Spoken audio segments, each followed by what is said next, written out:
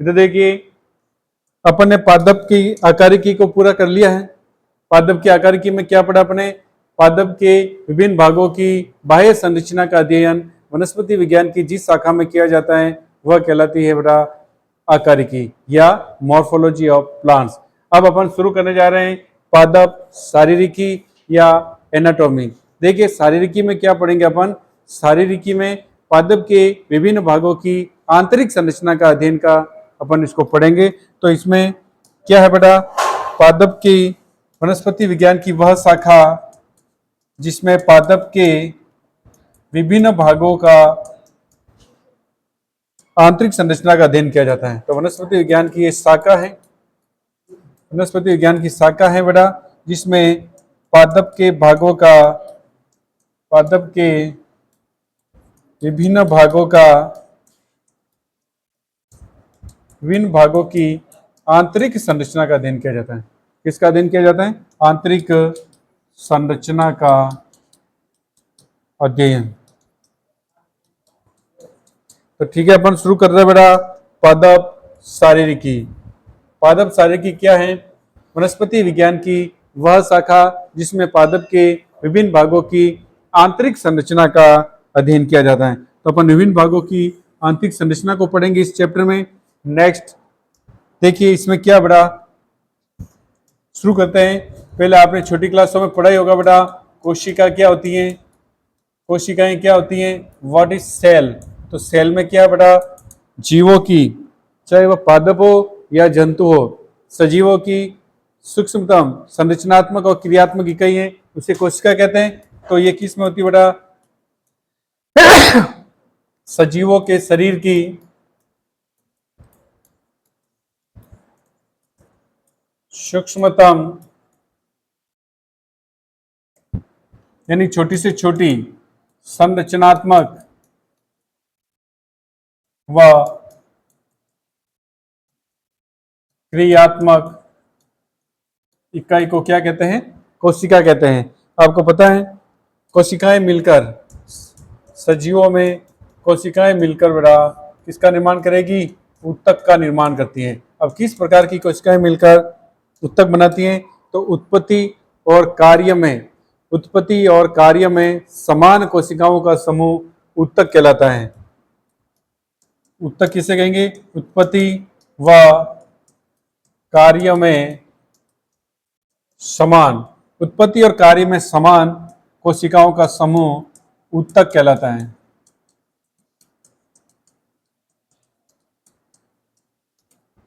तो उत्तक क्या हो गया? कैसी कोशिकाओं का समूह? उत्पत्ति और कार्य में समान कोशिकाएं मिलकर उत्तक का निर्माण करेगी। उत्तक अपन पादप उत्तक के बारे में पढ़ेंगे, पादप उत्तक की आंतरिक संरचना पढ़ेंगे, पादप अंगों की आंतरिक संरचना पढ़ेंगे। तो पादप उत्तक क्या हो जाएगा? उत्पत्ति और कार्य में समान पादप कोशिकाओं का समूह। कैसी कोशिकाएं? उत्पत्ति व कार्य में समान पादप कोशिकाओं का समूह। उत्पत्ति और कार्य में समान पादप कोशिकाओं का समूह क्या कहलाएगा? पादप उत्तक, प्लांट टिश्यू। तो यहां तक क्लियर? कोशिका सजीवों के शरीर की सूक्ष्मतम संरचनात्मक और क्रियात्मक इकाई कोशिका है। कोशिकाएं मिलकर उत्तक बनाती हैं। किस प्रकार की कोशिकाएं मिलकर उत्तक बनाएगी? तो उत्पत्ति और कार्य में समान कोशिकाओं का समूह उत्तक कहलाता है। पादप उत्तक की बात करें तो उत्पत्ति और कार्य में समान पादप कोशिकाओं का समूह पादप उत्तक कहलाता है। अब देखिए आगे, कोशिकाएं मिलकर उत्तक बनाया है। कोशिकाओं ने मिलकर क्या बनाया है? उत्तक। कैसी कोशिकाएं? उत्पत्ति और कार्य में समान कोशिकाओं का समूह उत्तक। उत्तक कौन सा उत्तक बेटा? पादप उत्तक की बात अपने की है। पादप उत्तक के बाद ये उत्तक मिलकर बनाएंगे पादप अंग। उत्तक मिलकर क्या बनाएंगे? पादप अंग। पादप अंग की बात करें अपन तो कितने हैं बेटा? मूल पादप अंग है, तना पादप अंग है, रूट, स्टेम, पर्ण या पत्तियां, पुष्प, फ्लावर, फल, ये सारे क्या हैं? पादप के अंग हैं, पादप के भाग है बेटा। ये हो गया प्लांट टिश्यू। ठीक है, तो इन पादप अंग मिलकर ये सारे क्या? पादप के भाग है बेटा। अपने आकारिकी में पढ़ लिए थे, दो तरह के भाग होते हैं, एक वायवीय भाग और भूमिगत भाग। वायवीय भाग जो है इसमें से एक ही है बेटा, कौन सा है? वायवीय भाग जो है, वायवीय भाग मूल, तना, पर्ण, सॉरी तना, पर्ण, पुष्प और फल, ये सारे वायवीय। भूमिगत भाग एक ही है, वो है बेटा मूल, या जिसको अपन कहते हैं रूट। तो यहां तक समझ में आया? अपने पढ़ लिया कोशिका, ऊतक और अंग, पादप के अंग ये भाग हैं, इनकी बाह्य संरचना का अध्ययन। अब इन अंगों को पढ़ेंगे। बाह्य संरचना का अध्ययन अपने कर लिया है। बाह्य संरचना का अध्ययन किसमें किया है? आकारिकी में। इनकी जो बाह्य संरचना है, पत्तियां कैसी होती है, मूल कैसी होती है, तन्ना कैसा होता है, वो अपने इस प्रीवियस चैप्टर में पढ़ लिया बेटा। उसको कहता है बेटा आकारिकी, पादप की आकारिकी या मॉर्फोलॉजी, इसकी अपने स्टडी कर ली है। अब नेक्स्ट अपन पढ़ेंगे इन्हीं जो पादप भाग हैं, मूल, तना, पत्ती, पुष्प और फल जो है, इन पादप भागों की आंतरिक संरचना का अध्ययन करेंगे। तो इनकी जो आंतरिक संरचना है, अब इनकी आंतरिक संरचना का अध्ययन करने जा रहे हैं अपन। तो आंतरिक संरचना का जो अध्ययन है वह किस में करेंगे? वो अपन करेंगे बेटा पादप शारीरिकी में। पादप शारीरिकी, प्लांट एनाटॉमी। प्लांट एनाटॉमी हम पढ़ने जा रहे हैं, जिसमें पादप के विभिन्न भागों की आंतरिक संरचना का अध्ययन किया जाता है। तो चलिए शुरू करते हैं अपन शारीरिकी में। सबसे पहले मैंने लिखा था बेटा ऊतक, टिश्यू। ऊतक के बारे में पढ़ते हैं पहले। देखिए ऊतक जो है परिवर्धन के आधार पर दो प्रकार के होते हैं। इसके आधार पर? परिवर्धन के आधार पर। परिवर्धन के आधार पर दो प्रकार हैं। पहला है प्राथमिक विभज्योतक, जो पहले बनता है, सॉरी परिवर्धन के आधार पर, विभाजन की परिवर्धन के आधार पर दो प्रकार के ऊतक हैं। एक है विभज्योतकी ऊतक, विभज्योतकी ऊतक। विभज्योतकी ऊतक को आगे अपन पढ़ेंगे, प्राथमिक विभज्योतक और द्वितीयक विभज्योतक। और दूसरा बेटा स्थायी ऊतक, स्थायी ऊतक, इसको लिखते हैं परमानेंट टिश्यू। और ये हो गया विभज्योतकी ऊतक में, ये हो गया मेरिस्टेमेटिक टिश्यू। देखिए बेटा परिवर्तन के आधार पर ऊतक दो प्रकार के हैं, विभज्योतकी ऊतक और स्थायी ऊतक। अब देखिए विभज्योतकी ऊतक जो है, इस प्रकार के ऊतक में विभाजन की क्षमता युक्त कोशिकाओं का समूह होता है। ऐसी कोशिकाएं जिनमें विभाजन की क्षमता होती है या वो लगातार विभाजन कर रही हैं, ऐसी कोशिकाओं का समूह विभज्योतकी ऊतक कहलाएगा। और स्थायी ऊतक जो है, विभाजनशील कोशिकाएं जब अपने विभाजन की क्षमता खो देती हैं तो उन कोशिकाओं से निर्मित ऊतक कहलाएगा स्थायी ऊतक। यानी कि स्थायी ऊतक की कोशिकाओं में विभाजन की क्षमता नहीं होती है। तो विभज्योतकी ऊतक में क्या है? विभाजनशील कोशिकाओं का समूह, निरंतर विभाजनशील कोशिकाओं का समूह जो है वो कहलाएगा बेटा विभज्योतकी ऊतक। और स्थायी ऊतक विभाजन की क्षमता खो चुकी, विभाजन क्षमता खो चुकी कोशिकाओं का समूह। यानी कि इसमें विभाजन की क्षमता नहीं होती है, विभाजन की क्षमता नहीं होती है, विभाजन की क्षमता नहीं, इनमें विभाजन की क्षमता होती है। तो ऊतक पढ़ रहे हैं। ऊतक दो प्रकार के होते हैं, परिवर्तन के आधार पर, परिवर्तन या इसको लिख सकते हैं विभाजन के आधार पर। परिवर्तन या किसके आधार पर? विभाजन के आधार पर, विभाजन की क्षमता युक्त कोशिका के आधार पर। विभाजन या विभाजन की क्षमता के आधार पर दो प्रकार के उत्तक हैं, विभज्योतकी उत्तक और स्थायी उत्तक। विभज्योतकी उत्तक को वापस दो भागों में बांटेंगे, एक है बेटा प्राथमिक उत्तक और दूसरा है द्वितीयक उत्तक। प्राथमिक विभज्योतक और ये है द्वितीयक विभज्योतक।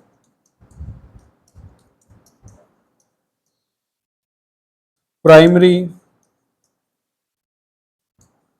मेरिस्टेम और सेकेंडरी मेरिस्टेम। देखिए प्राथमिक विभज्योतक और द्वितीयक विभज्योतक क्या होता है। सबसे पहले तो इसमें जो कोशिकाएं होगी विभाजन की क्षमता युक्त कोशिकाएं होगी। प्राथमिक विभज्योतक क्या है और द्वितीयक विभज्योतक में क्या डिफरेंस है। प्राथमिक विभज्योतक का निर्माण पादप की प्रारंभिक अवस्थाओं में होता है और द्वितीयक विभज्योतक का जो निर्माण है वो प्राथमिक विभज्योतक के बाद में होता है। और क्या है, प्राथमिक विभज्योतक जो है ये पादप के शीर्ष भागों में पाया जाता है, जिससे पादप के प्रारंभिक भागों की लंबाई में वृद्धि होती है।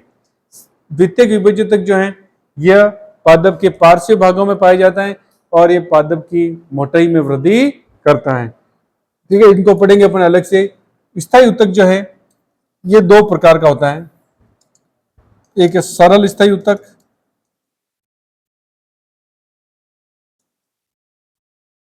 और दूसरा जटिल स्थायी उत्तक। इनमें विभाजन की क्षमता नहीं होती है, विभाजन की क्षमता स्थायी उत्तकों में नहीं होती है। सरल स्थायी उत्तक जो है दो प्रकार का होता है। देखिए सरल स्थायी उत्तक जो है इनमें क्या डिफरेंस है दोनों में। सरल स्थायी उत्तक जो है ये एक ही प्रकार की कोशिकाओं के बने होते हैं, एक ही प्रकार की कोशिकाओं, एक ही प्रकार की कोशिकाओं से बना उत्तक, एक ही प्रकार की कोशिकाओं से बना स्थायी उत्तक क्या कहलाएगा, सरल स्थायी उत्तक। और दो या अधिक प्रकार की, दो या अधिक प्रकार की कोशिकाओं से, दो या अधिक प्रकार की कोशिकाओं से बना उत्तक, बना स्थायी उत्तक क्या कहलाएगा, जटिल स्थायी उत्तक। तो एक ही प्रकार की कोशिकाओं से बना स्थायी उत्तक, इस सरल स्थायी उत्तक है, ये दो प्रकार का होता है, मृदुतक, स्थूल कोणोतक और तीसरा है बेटा दृढ़ोतक। मृदुतक, स्थूल कोणोतक और दृढ़ोतक, पेरेन्काइमा, कोलेन्काइमा और स्क्लेरेन्काइमा। जटिल स्थायी उत्तक ये दो या अधिक प्रकार की कोशिकाओं से मिलकर बना है। ये दो प्रकार का होता है बेटा, एक होता है फ्लोएम, PHLOEM फ्लोएम, और दूसरा है बेटा जाइलम। दारू और पोषवाह भी इनको कहते हैं। तो ये बेटा अपने पढ़ा उत्तक।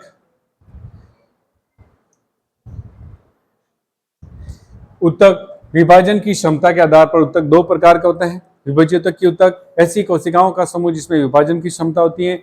दूसरा स्थायी उत्तक ऐसा उत्तक जिसमें विभाजन की क्षमता खो चुकी कोशिकाओं का समूह है। स्थायी उत्तक दो प्रकार का होता है। यदि स्थायी उत्तक में एक ही प्रकार की कोशिकाएं हैं तो वो सरल स्थायी उत्तक हैं। दो या दो से अधिक प्रकार की कोशिकाओं का स्थायी उत्तक जटिल स्थायी उत्तक है। सरल स्थायी उत्तक तीन प्रकार का होता है, मृदुतक, स्थूल कोणोतक, दृढ़ोतक। इंग्लिश में पेरेन्काइमा, कोलेन्काइमा और स्क्लेरेन्काइमा। जटिल स्थायी उत्तक दो प्रकार के होते हैं, जाइलम और फ्लोएम। ये इधर अपने पढ़ा है। विभज्योतक की उत्तक लगातार विभाजन करने वाली कोशिकाओं का समूह है। दो प्रकार का है, प्राथमिक विभज्योतक और द्वितीयक विभज्योतक। इसके बारे में अपन पढ़ेंगे, प्राथमिक विभज्योतक क्या होता है और द्वितीयक विभज्योतक क्या है। तो आइए अपन पढ़ते हैं बेटा विभज्योतक की उत्तक।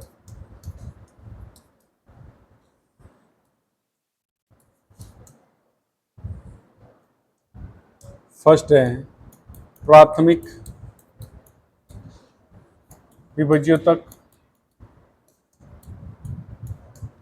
और सेकेंड द्वितीयक विभज्योतक। देखिए बेटा सबसे पहले प्राथमिक विभज्योतक जो है इसका निर्माण पादप की प्रारंभिक अवस्था में होता है। पादप की प्रारंभिक अवस्था में, यानी जब बीज अंकुरन होता है, बीज अंकुरन के पश्चात प्रारंभिक मूल, तना और पत्तियां बनती हैं, उस अवस्था के दौरान प्राथमिक विभोज्यतक बनता है। तो पादप की प्रारंभिक अवस्था में निर्मित, पादप की प्रारंभिक अवस्था में निर्मित। दूसरा, यह पादप के शीर्ष भाग पर पाया जाता है, शीर्षस्थ भाग पर। किनके शीर्षस्थ भाग पर? मूल शीर्ष पर। कहाँ पाया जाता है? मूल शीर्ष पर और प्ररोह के शीर्ष पर पाया जाता है।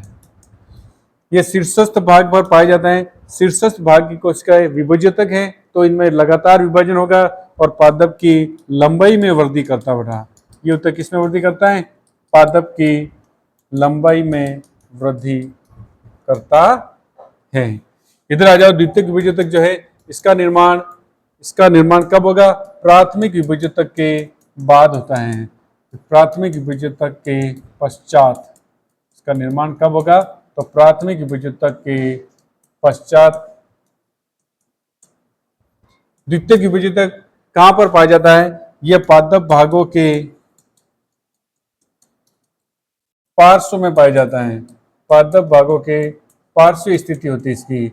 इसके सक्रिय होने से, यानी द्वितीयक विभोज्यतक के सक्रिय होने से पादप की मोटाई में वृद्धि करता है। ये किस में वृद्धि करता है? पादप की मोटाई में वृद्धि करता है। तो ये आपको ध्यान रखना है, प्राथमिक विभोज्यतक और द्वितीयक विभोज्यतक। प्राथमिक विभोज्यतक पादप की प्रारंभिक अवस्था में बनता है, शीर्ष भाग में पाया जाता है, पादप की लंबाई में वृद्धि करता है। द्वितीयक विभोज्यतक पादप, इसका निर्माण प्राथमिक विभोज्यतक के पश्चात होता है, पादप भागों के पार्श्व में स्थित होता है और ये पादप की मोटाई में वृद्धि करता है। नेक्स्ट है बेटा, स्थिति के आधार पर। स्थिति के आधार पर विभोज्यतक जो है 3 प्रकार का होता है। स्थिति के आधार पर विभोज्यतक 3 प्रकार का होता है। 3 प्रकार कौन कौन से हैं?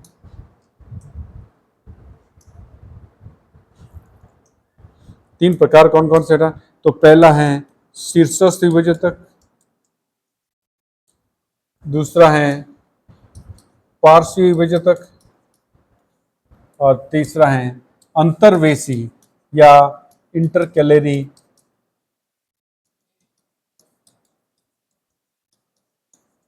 मेरिस्टम।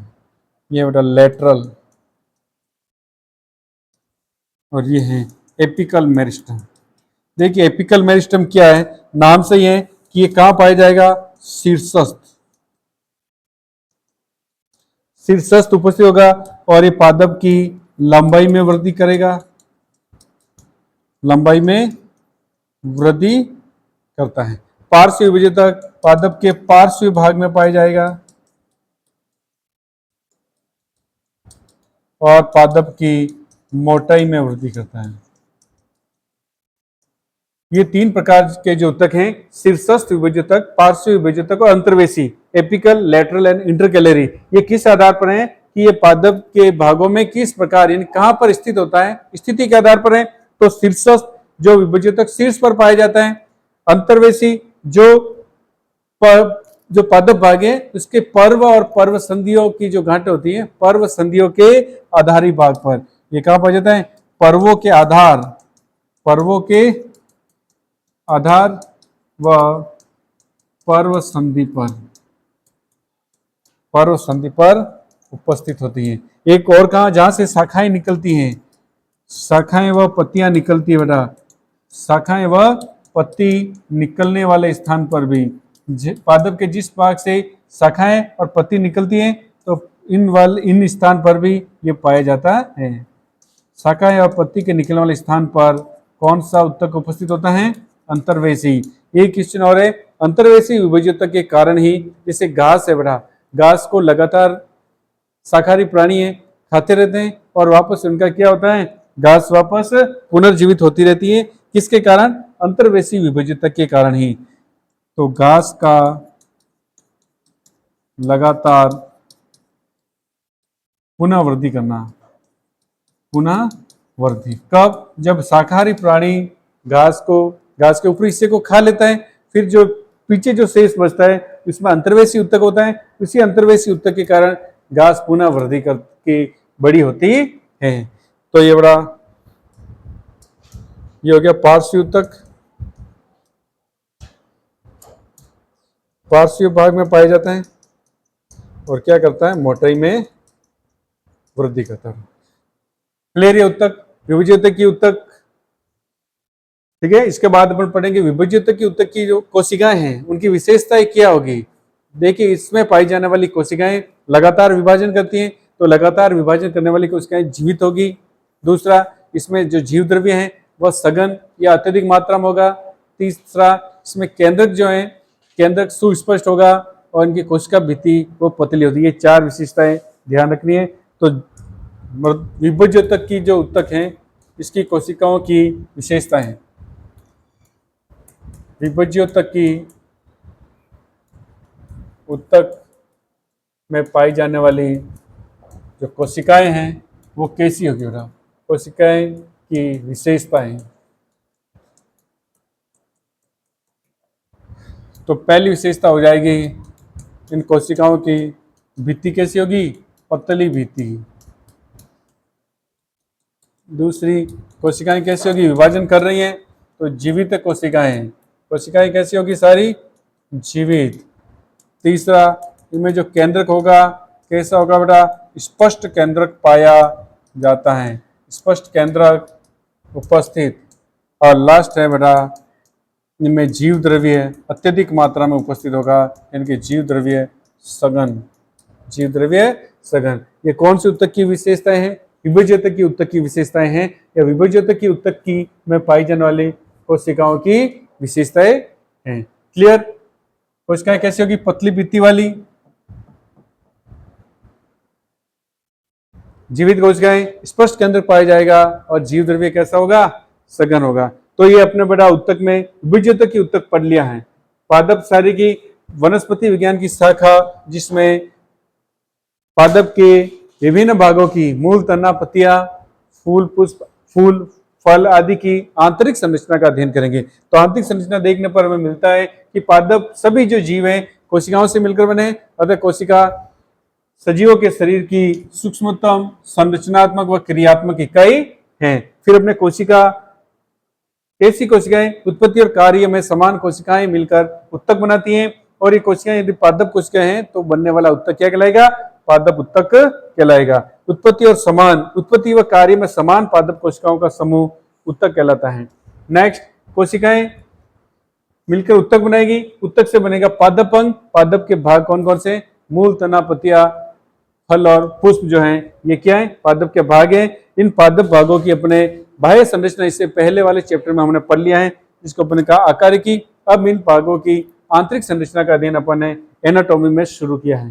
फिर अपने पढ़ा है उत्तक विभाजन की क्षमता के आधार पर 2 प्रकार का उत्तक है, विभाज्य उत्तक की उत्तक और स्थायी उत्तक। विभाज्य उत्तक की उत्तक ऐसा उत्तक है तो कोशिकाओं से मिलकर बना होगा, तो ऐसा उत्तक जिसमें विभाजन की क्षमता वाली कोशिकाएं पाई जाती हैं। विभाज्य उत्तक की उत्तक है जिनमें विभाजन की क्षमता नहीं है, ऐसी कोशिकाओं का समूह स्थायी उत्तक कहलाता है। विभाज्य उत्तक की उत्तक को अपने वापस 2 भागों में बांटा है, प्राथमिक विभाज्य उत्तक और द्वितीयक विभाज्य उत्तक। प्राथमिक विभाज्य उत्तक और द्वितीयक विभाज्य उत्तक को अपने पढ़ा है बेटा। क्या होता है कि प्राथमिक विभाज्य उत्तक जो है ये पादप की प्रारंभिक अवस्था में पाया जाता है, और ये पादप के शीर्ष भागों में पाया जाता है और पादप की लंबाई में वृद्धि करता है। दूसरा, द्वितीयक विभाज्य उत्तक का जो निर्माण है प्राथमिक विभाज्य उत्तक के पश्चात होगा। सेकंड, पादप की ये पार्श्व स्थिति में होता है और इससे पादप की मोटाई में वृद्धि होती है। स्थिति के आधार पर विभाज्य उत्तक 3 प्रकार के हैं, शीर्ष पर पाए जाने वाला शीर्षस्थ विभाज्य उत्तक, पार्श्व में पाए जाने वाला पार्श्व विभाज्य उत्तक और अंतर्वेशी विभाज्य उत्तक पर्वों के आधार पर और पर्व संधियों पर पाया जाता है। और पादप के जो प्ररोह हैं जहां से शाखाएं और पत्तियां निकलती हैं वहां पर भी अंतर्वेशी विभाज्य उत्तक पाया जाता है। शाकाहारी जैसे बकरियां, गाय आदि हैं, लगातार घास को चरने या खाने के पश्चात भी वह घास पुनः वृद्धि करती हैं, तो किस उत्तक के कारण, अंतर्वेशी उत्तक के कारण। फिर हमने स्थायी उत्तक में पढ़ा था, स्थायी उत्तक जो है विभाजन की क्षमता खो चुकी कोशिकाओं का समूह है। ये 2 प्रकार का होता है। किस आधार पर, यदि स्थायी उत्तक एक ही प्रकार की कोशिकाओं के समूह से बना है तो सरल स्थायी ऊतक, एक से अधिक प्रकार की कोशिकाओं के समूह से बना है तो जटिल स्थायी ऊतक। सरल स्थायी ऊतक मृदुतक, स्थूल कोणोतक और दृढ़ोतक, पेरेनकाइमा, कोलेनकाइमा और स्क्लेरेनकाइमा तीन प्रकार के हैं। जटिल स्थायी ऊतक जाइलम और फ्लोएम 2 प्रकार के हैं। इसके बाद अपन ये अपने ऊतक पढ़ लिया है। इसके बाद पढ़ते हैं अपन विभेदन।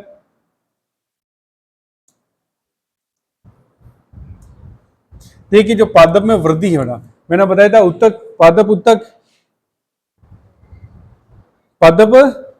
ऊतक वृद्धि पढ़ेंगे। देखिए पादप वृद्धि या पादप वृद्धि से पहले अपन मैं बताता हूं पादप का निर्माण, प्लांट फॉर्मेशन। सबसे पहले मैंने बताया था पादप के विकास के दौरान पादप की जो प्रारंभिक अवस्था है उसमें किस प्रकार का विभजितक होता है। प्राथमिक विभजितक होगा, प्राथमिक विभजितक यही उपस्थित होगा। प्राथमिक विभजितक की जो कोशिका